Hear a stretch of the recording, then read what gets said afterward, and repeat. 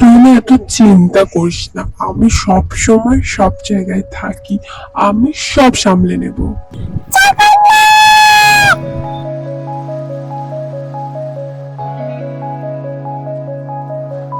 শোনো, তবে তোমাদের জগন্নাথের বিষয়ে কয়েকটি কথা বলি।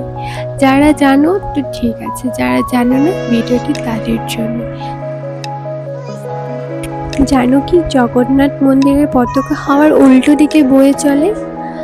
আর জানো কি জগন্নাথ দেবের মূর্তির ভেতরে শ্রীকৃষ্ণের হৃদয় রয়েছে?